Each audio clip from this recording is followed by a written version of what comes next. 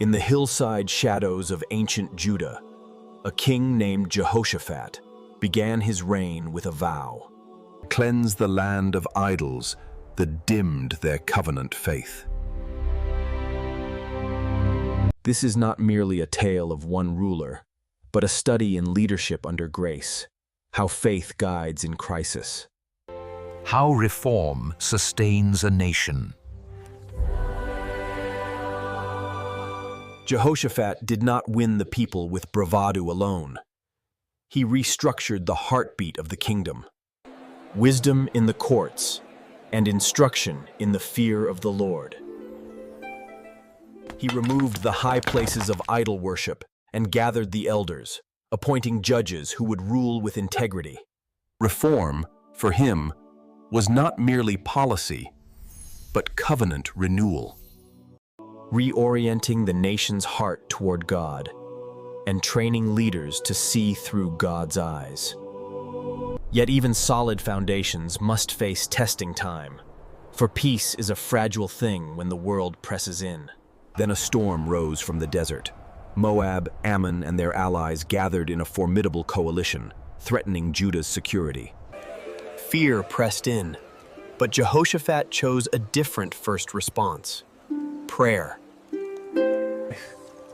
We do not know what to do, but our eyes are on you. In the cadence of worship, God's justice moved. Not in bravado, but in trust. And the Lord delivered Judah. Turning the tide in a manner beyond sword and spear.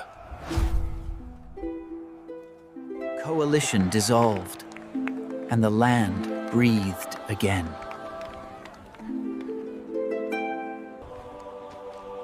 The victory leaves behind lessons as sturdy as the walls of a fortress.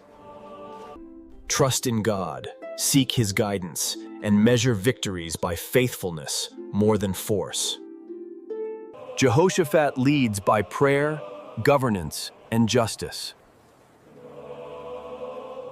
inviting the people to revere the Lord and embrace reform as a daily practice. We tasted mercy today because we chose to look beyond ourselves. Leadership, however, is tested not only by external threats, but by the alliances we choose. Jehoshaphat's generosity and his earlier reforms drew him into an uneasy partnership with Ahab. The alliance, though born of prudence and openness, carried spiritual hazard. Politics pressed against covenant fidelity. Would not be immediate, but would echo through generations. Trade, marriages, and mutual protection. These ties can bind us to a fate not our own. The warnings are clear. Even righteous leadership can be drawn into compromises that loosen the anchor of faith. The consequences, though not immediate, begin to surface in the days that follow. Touching households and the moral climate of the nation.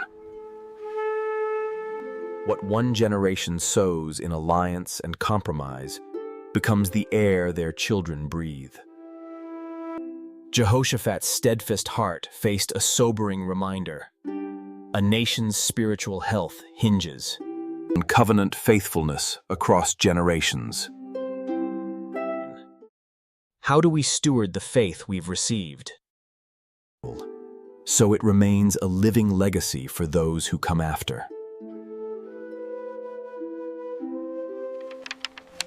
Jehoshaphat's life invites us to lead, with prayer as our first response. In the quiet moments of leadership, whether in family, church, or city, we steward a covenant faith that blesses today and safeguards tomorrow.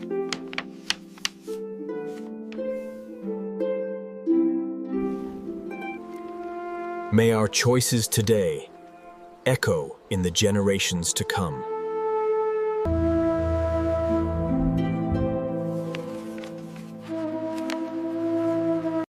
To pursue reform with wisdom and to discern partnerships with discernment.